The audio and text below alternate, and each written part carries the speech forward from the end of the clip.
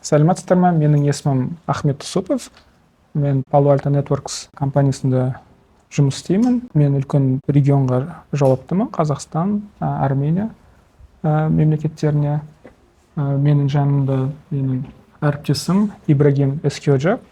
Ол біздің техникалық директор Palo Alto Networks'тың 11 жыл тәжірибесі бар және 8 мемлекетке жауапты. Меня зовут Каныш. Являюсь управляющим директором информационной безопасности компании АО «Национальные информационные технологии». Работаю в компании более 2 лет. За время в компании применил очень многие Zero Trust технологии, так скажем. Почему? Потому что информационная безопасность, она на самом деле на сегодняшний день настолько сильно актуальна, что бездействовать невозможно. И уже действительно информационная безопасность, наверное, достигла предела, когда сейчас бездействие – это все, скажем так, одним словом говоря. Hi, my name is Ibrahim Eskojak. I am a technical manager that I am responsible Turkey and CIS countries. As far as I remember, it's more than 8 countries. And it is my 11 years at Palo Alto Networks already. If you ask me who's Palo Alto Networks, Palo Alto Networks is the founder and next generation firewall, and it is the biggest cybersecurity company in the world at that moment. We have more than 15,000 employees globally. And Palo Alto Networks is the visionary and leader company in the cybersecurity. And we believe that first of all, we need to provide more visibility for the customer to understand what is the cyber risk. If you look at the Palo Alto Networks solution, we believe first to make a prevention and to protect our customer before the things happen. Компания Palo Alto Networks на сегодняшний день является самой крупной компанией по информбезопасности или так называемой по кибербезопасности в мире. Находится в Кремниевой долине в Соединенных Штатах Америки. Исторически компания пришла с идеей, с новой визионерской идеей в 2005 году, и была компания, которая первая в мире создала продукт, так называемые межсетевые экраны следующего поколения. Далее этот термин, он перешел уже как термин класса решения, наверное. И все наши коллеги, конкуренты начали использовать этот термин для своих продуктов.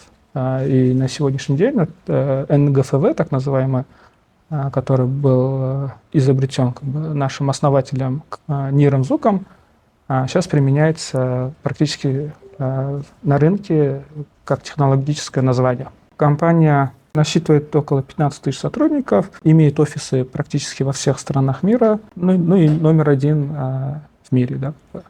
Насколько я знаю, даже по таблице Гартнера вы стоите там на высоких позициях. Да, кстати, как отметил Каныш Ганиевич, мы за последние 15 лет всегда занимаем лидирующие позиции в разных рейтинговых, технологических рейтинговых агентствах, в том числе Gartner, IDC, и считается общепризнанным не просто лидером, да, вот именно, и лидером среди независимых экспертов IT-сообщества. Palo Alto Networks is, as I said, it is a leader cybersecurity company because of some different point that I would like highlight. First of all, it's an innovative company, and we are really all the time that I see from the company always new innovation started from the next generation firewall, and then it's an innovation for cloud security, for SOC transformation, and now for identity security, for identity requirement. I see a lot of still happening, still a lot of innovation all the time, continuously with Palo Alto Networks product portfolio. And not only in making innovation, but those innovations are collected and made it as a platform solution that natively all the products, all the technologies that we have in that platform are talking to each other directly. So that's why Palo Alto Networks is different than the other players in the market, because we believe that we are helping our customers, first of all, effortlessly, better visibility first, and also we provide better protection with that native platform solution. So that's why I can say that Palo Alto Networks is the visionary company and always innovative company in cybersecurity. На самом деле компания инноватор, компания визионер всегда подходила к задачам информационной безопасности такого, скажем, с другого ракурса, да, и почему она сделала именно номер один компания в мире. Очень много своих открытий, именно которое принесло для рынка кибербезопасности новые решения. Парадоксально начала менять подход к защите информации, парадоксально начала подходить с такой идеей, как платформизация, построение единой платформы для информбезопасности. Что это означает? Это означает, что у нас очень много различных инструментов, которые используют для средств защиты информации внутри организации. И так бывает, что эти инструменты, они разные, эти инструменты не общаются, скажем, именно в технологической плоскости между собой, и тем самым это дает немножко такие сложности для аналитиков, которые расследуют киберугрозы, кибератаки. Подход Palo Alto Networks — это подход, когда, говорит, мы идем от написания кода, от защиты написания кода, да, потому что мы работаем же с программами, приложениями, да, все, что мы защищаем, ну, в первую очередь защищаем мы данные, да, как бы мы защищаем данные, туда входят и данные корпоративные, конфиденциальные, персональные, да, для нас не важно какие-то данные, нам надо защищать данные, потому что данные — это есть ценность. Вот так как мы находимся в цифровом мире, для этого пишутся различные программные обеспечения, программы, ну, мы знаем, есть разработчики, программисты, которые пишут информационные системы, наш eGov, те приложения, которые у нас установлены на телефоне, или сама же операционная система на телефоне, это все набор больших кодов. Да. И компания говорит, мы должны защищать не само приложение, да, мы должны начать защищать от именно с кодов до внедрения вот этих огромных систем, как, например, в государственных или крупных компаниях. Тем самым, что мы говорим? Мы говорим, что вот эти все системы должны правильно между собой работать и правильно между собой, так скажем, разговаривать. Что это означает? Это означает, мы собираем телеметрические данные, которые это логи, это данные, которые генерит само приложение или сама система, и смотрим на их поведение. Смотрим на это поведение, и если мы выявляем какая-то аномалия в этих поведениях, значит, что-то происходит странное. Может быть, кто-то нас атакует, или кто-то скачивает какую-то информацию, которую мы не видим. Это же все в плоскости цифрового мира, как бы это же не видно глазу, но мы должны это все мониторить. Да, как бы. И здесь мы должны правильно выявить, потому что атаки, они из дня в день начинаются усовершенствоваться, и с учетом того, что, как вы вот подметили, сказали, что искусственный интеллект, которым мы ежедневно пользуемся, чатом GPT, Gemini или различными вот, генеративными LLM-моделями, точно так же хакеры, да, вот, они тоже пользуются такими же инструментами и могут каждые 3 часа создавать новое зловредное приложение, которое неизвестно миру. И если вы как атакуемые, как вот, скажем, если хакеры прицелены на вас, они с новыми системами, которые еще не знает мир, они могут атаковать вас новыми средствами там, каждые 3 часа. И да, и это получается, что в какой-то момент ваша система безопасности может пропустить зловредное приложение. Здесь же мы как раз и подключаем искусственный интеллект, что искусственный интеллект должен защищаться искусственным интеллектом. Да. Это вот первая парадигма. А второе — это глобальный иммунитет. Что это означает? Скажем, вот это приложение, которое неизвестное еще миру, зловредное приложение, атаковало какую-то компанию, скажем, в Австралии, Новой Зеландии, да, и тем самым вот это облако данных, оно должно автоматически синхронизироваться и сообщить всем нашим заказчикам по миру, что есть такая-то атака, есть такой-то зловред, вот сразу же примените в себя, подключив к глобальному иммунитету, даже наши компании казахстанские, уже если нацелены хакеры на наших сайтах, да, начинают атаковать, уже мы знаем, что есть такое зловредное приложение. The most big risk is zero attacks that we don't know what is the attack. And the first time when we see, this is all about this. Actually, now the cyber risk is that the unknown risk. So we call it zero-day attacks. In Palo Alto Networks Technologies, we are consuming for many years already AI power, and we use this AI technology in order to understand the risk as much as possible quickly, even more in advance before happening the attack. And in a second, in a maybe milliseconds, we are able to convert the unknown attack to known attack with this technology. And when we convert this unknown attack, make it known attack, immediately with our global distribution, with our technology, with the firewall, with the Cortex, with the Prisma, we are immediately able to send all this information to our customer in a very quick way, and by signature or by dynamic list, by dynamic information to our customer very, very quickly. But of course, our technology, our products also not only rely on the signatures, we are also rely on our technology. I would say we have real-time analysis, and with this real-time analysis, we also use AI technology, and we make an analysis, we make a correlation, investigation in the product itself, in the technology, even it is unknown, still unknown stage, but we are able to check what is the behavior, if anomaly, if it is suspicious, we will able to check to understand this risk. And with that, very quickly with the precision AI technology, we are able to make an unknown attack to prevent it first, and then to block it and to distribute all this risk to our customer as soon as possible in a very quick way.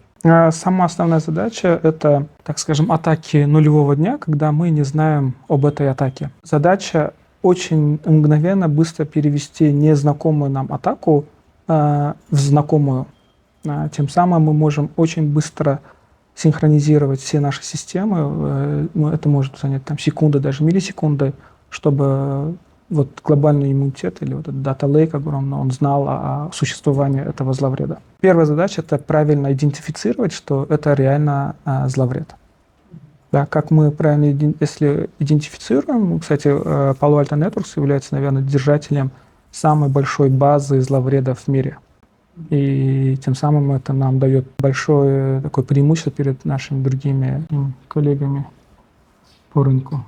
На самом деле меморандум дает очень много точек по работе между глобальной компанией, как Palo Alto Networks, и Республикой Казахстан. В первую очередь, наверное, давайте начнем больше такой социальных вещей. Да, это образовательная часть, где мы активно работаем с университетами, открываем академии по кибербезопасности Palo Alto Networks, где мы открываем академию по кибербезопасности. Как раз вот 7 апреля мы планируем открытие академии именно в Астана IT университете.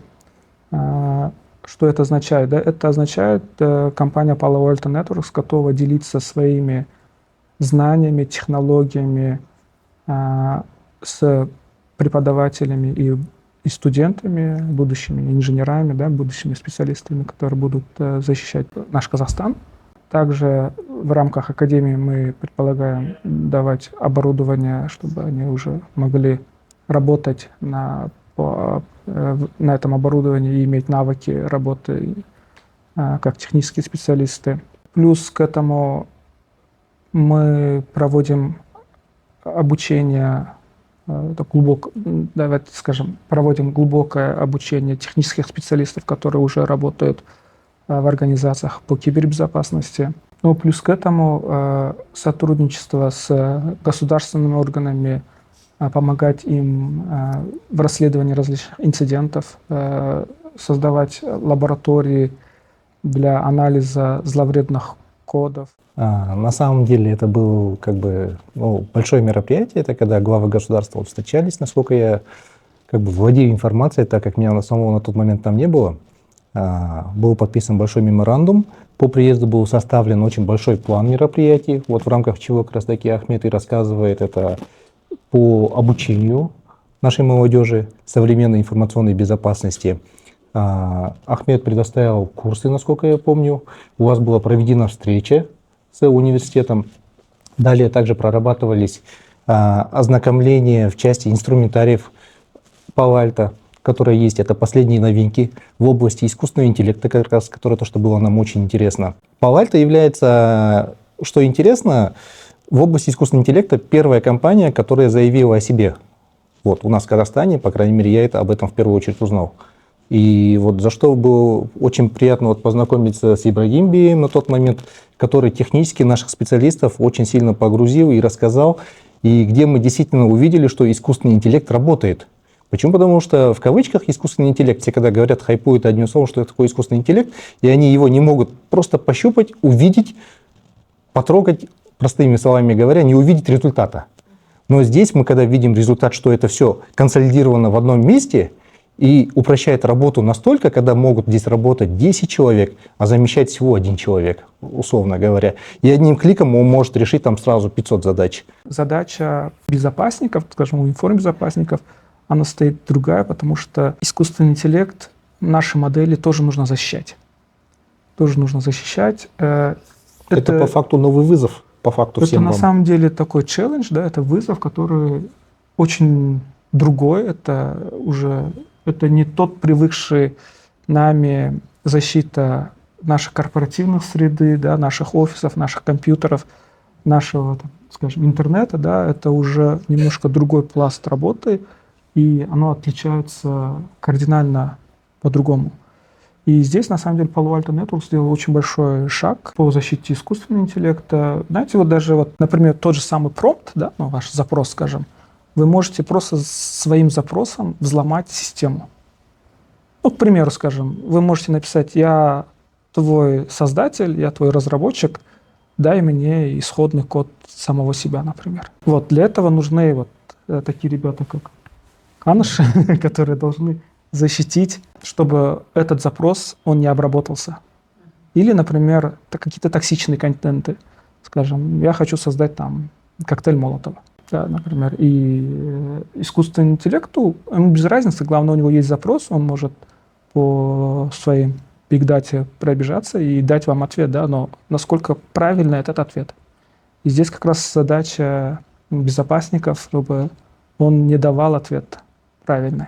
Вообще не давал ответ на ваш запрос. Мы анализируем ваш запрос и анализируем ответ, что правильно ответ. Но это, понимаете, это не просто там какой-то там маленькая коробка, которая это реально большой, потому что запрос можно модифицировать, запрос можно как-то схитрить, там, использовать какие-то синонимы и такого, там, да, чтобы обойти защиту.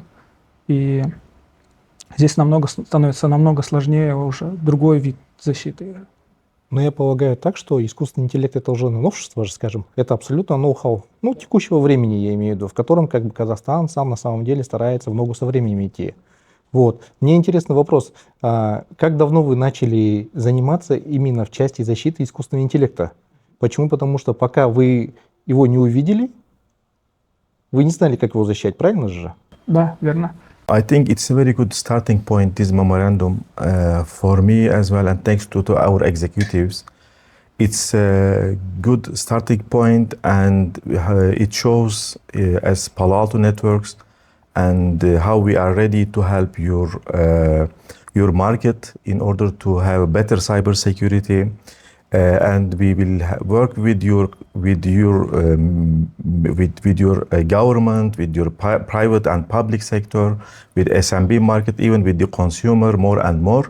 And we will work together even with the universities in order to educate your engineers for the near future, in order to see better engineers who understand the cybersecurity. So that's also a very good time to work with you, with the product, with the technology that we have, in order to make more secure for your country. I always advise to new generation to, of course, to learn more and more. The information, they are very lucky. The information is like rain, and they are easily access to that information. It's all about how to consume this information. They are lucky, but also they need to study, they need to read, make a practice. My advice to them always to read all the information that can read and they can understand, but not, of course, just reading, also practicing. So I always tell to all the engineers, even include my son, I am telling them to make some tests, to play with the technology, with the products, and ask questions to the experts. Ask why, and of course, it is key to learn the fundamental during this education.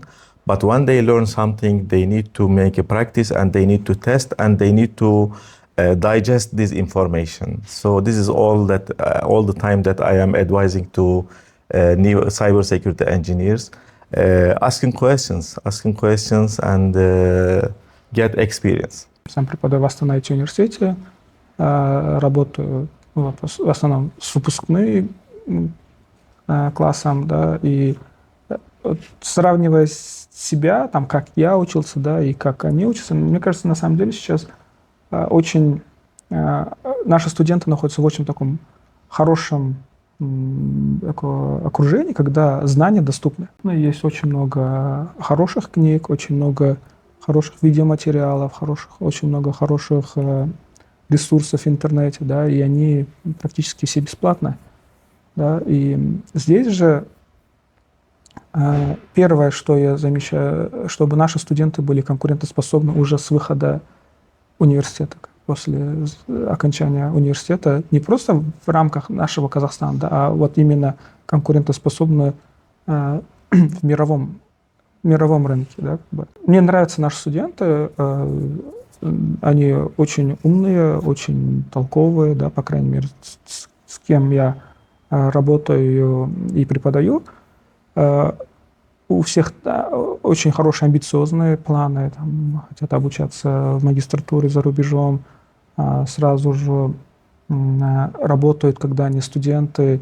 И здесь наш меморандум и что дает, да, в первую очередь, это, наверное, доступ к более детальным, глубоким детальным знаниям. Будет доступ на нашу базу, у них будет доступ к нашему оборудованию, у них будет доступ к нашим материалам. Плюс они могут уже сертифицироваться, и этот сертификат имеет такое международное признание.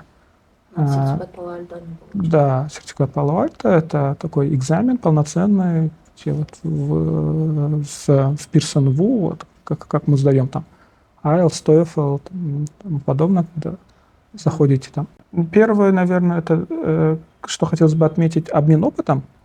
В рамках подписывания меморандума мы сделали такой референс-визит в Азербайджанскую республику. Здесь мы, получается, съездили многие в квазигосструктуры, секретные структуры, где показали применение инструментов как раз-таки Palo-Alto, продуктов XDR, XOR. Это вот как раз-таки, которые работают с искусственным интеллектом у них. Они показали MyGov, который является аналогом нашего Егова, их офисы, как у них устроена информационная безопасность, какие инструменты они применяют, не только Palo-Alto, к примеру, я имею в виду, свои технологии, как они сотрудничают с Palo-Alto. Но в большей степени, нужно признать, в Баку было то, что весь акцент в основном был сделан в сторону одного вендора. Как бы, по их словам, они считают, что Palo-Alto это и является лидером в области информационной безопасности. В целом для нас, так как мы являемся квазигосструктурой, является очень классным инструментом проведения беседы, ознакомления в области кибергигиены. Кибергигиена — это сейчас в нынешнее время самый актуальный вопрос на сегодняшний день, тем более с учетом мировой обстановки, сами понимаете.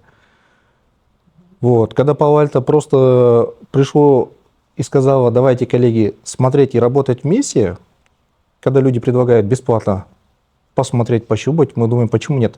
Почему? Потому что мы не являемся той структурой, которая только зациклена на одном инструменте. К примеру, на одном вендоре. Мы так никогда не делаем. Мы соблюдаем мультивендорность.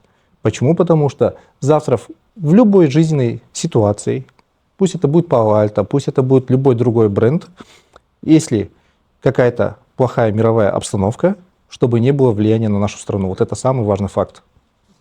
Поэтому мы соблюдаем так политики. Данные, по факту, это и является самой важной секретной информацией.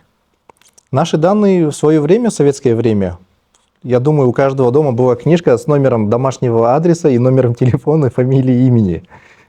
Но на сегодняшний день эти данные, так как цифровизация на месте не стоит, стала прям масштабом и инструментом, где можно его использовать в плохих целях. Поэтому такие инструменты, как Palo Alto, там есть еще другие бренды. Не хочу назвать все бренды, потому что сейчас получится как пиар здесь, так скажем, имею в виду. Также многие компании, которые являются собственными разработчиками своих продуктов, которые помогают также нашему министерству, так скажем, они все нацелены на одну цель, чтобы просто данные не указались тех же самых мошенников, которые сейчас идут у нас в кинотеатрах, кстати. Люди на ошибках учатся, в первую очередь. Они смотрят логи, у каждой системы есть логи. Есть изменения, которые не характерны вчерашнему дню, которые происходили. Здесь именно администраторы, получается, разработчики, которые сидят в самом Palo Alto, они смотрят эти корреляции, которые происходят, после чего они понимают, что это является уязвимостью и вносят изменения в свой программный код. Это софт является, которого любого ихнего продукта, насколько я понимаю.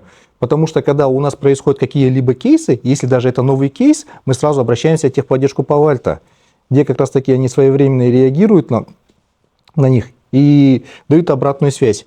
Иначе, честно говоря, никаких бы отношений бы и не было бы с Palo Alto. Потому что это очень важно. Если наша система, к примеру, электронного правительства лежит, как мы будем просто сидеть там, бездействовать, так скажем. Не будем смотреть на то, что там просто Palo Alto ничего не делает, так скажем. Это очень важный момент. Почему? Потому что это даже, я помню, у каждого вендора был некий PKI реакции на момент инцидента. И тогда Palo Alto было одним из лидеров. Почему и он в таблице Гартнера оказался одним из первых. Это было мое личное изучение. Когда мы выбираем каждый любой продукт, я начинаю сравнивать, честно скажу. Как любой продукт в следующем: яблоки с яблоками. Что вкуснее, что кислее, грубо говоря. Здесь есть продукты, они уникальны каждой своей технологией. Они не идентичны, их даже очень сложно сравнивать. Вот, например, когда говорят, почему ты не взял другую машину, почему именно эту выбрал? Мы 10 человек комиссионно сидим и голосуем. Давайте, коллеги, адекватно. Где закрывается вопросов больше? Сколько галочек, у кого сколько плюсов, у кого сколько минусов, насколько оно удобно, вот это рабочее место, и насколько оно быстро и эффективно работает. Здесь только сила разработчиков, которые быстро помогают уникальным делать свой продукт, честно сказать. Инструменты информационной безопасности, они являются таким же инструментом, как и любая другая программа, но просто она в области информационной безопасности, которая блокирует в первую очередь это сети, то, что у нас идут фишинговые атаки, получается. Единственное, она очень тяжело распознает это только когда вопросы идут легитимные, доверительного характера. Это когда сам, к примеру, администратор говорит о том, что ты должен доверять этому каналу, а когда по этому каналу идет как раз-таки сам вред, его очень сложно определить.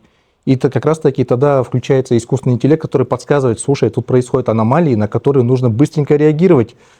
Да, я понимаю, что это доверительный канал, но там идет очень сильный большой трафик. Оттуда скачиваются данные, персональные данные, к примеру, я имею в виду, или с той базы данных. Вот это самый главный инструмент.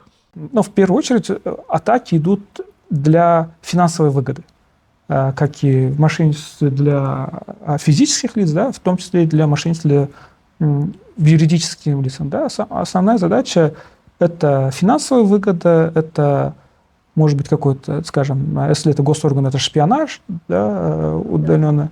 Если мы говорим о финансовой выгоде, да, крупные организации, такие как банки, известные компании, да, они подвергаются к таким атакам намного серьезнее, потому что вы можете зашифровать их всю систему, там, да, или определенную систему, скажем, или бухгалтерию их, и вымогать деньги, сейчас переводить деньги, там, скажем, там, с криптовалюты, это стало намного проще, да, и они вам расшифровывают или не расшифровывают. Мы все, как и физлицо, как и организации, как государство, сейчас гигиена, кибербезопасность становится намного приоритетнее для нас всех. Это по факту комплексная работа, где должны там Министерство внутренних дел, Министерство обороны, Министерство искусственного интеллекта, все коллегиально должны сложиться вместе и делать одну большую работу. По мне даже кажется, сейчас, не знаю, можно говорить, например, даже сейчас шпионаж, например, не нужен как такового, который мы привыкли видеть там, в фильмах Джеймса Бонда или там, как такого, да, там, когда там какой-то агент 007 бегает и там вытаскивает информацию. У нас вся информация сейчас в цифровом мире, и это просто перешло в цифровой мир, когда вы можете, сидя у себя дома, где-нибудь там и атаковать. На самом деле, любое удобство сейчас превращается в риски. Да, Мы сами в Инстаграм, в ТикТок, к примеру, дети записывают, сами выкладываем, сами же о себе рассказываем, а потом думаем, а как о нас узнали, по идее. Хотя мы сами. Поэтому я и говорю, и кибергигиена это в первую очередь. И в последние годы это самый главный тренд, это исходить от рисков. Кибербезопасность. Что мы потеряем в данном случае, получается? Когда мы выявляем риск, к нему уже идет у нас применение. Что нужно сделать для того, чтобы исключить этот риск? И этот подход самый, правильный, я считаю, потому что с прошлого года я уже от всех высокопоставленных лиц это слышу как раз таки, и в нашем министерстве в том числе. И вот одной из ценностей Palo Alto Networks, все, что наши вот решения, которые мы предлагаем для рынка, для Казахстана, это защита, проактивная защита, нежели реактивная. Да? Что это означает? Да? Мы должны предотвратить атаку, нежели после утечки искать, как это было сделано. Да? Расскажу историю. Терминов, мы же используем два термина: информационная безопасность и кибербезопасность. И в свое время была очень большая дискуссия, какой термин правильно ставить на рынке, да, который правильно использовать. В Советском Союзе использовали больше термин такой кибербезопасность, который мы там больше у себя используем. А западные страны использовали информационную безопасность. И в итоге победил термин информационная безопасность. Почему? Потому что кибербезопасность это означает защита машин, да, защита компьютера, защита машин. Да. А насколько важно нам защитить машину, да, например, почему остался термин информбезопасность? Потому что мы должны защитить информацию. Да. И здесь вот этот сам подход Palo Alto Networks больше проактивной защите, больше защитить, предотвратить атаку, и это работает. I think now we are a new era with AI. AI is everything.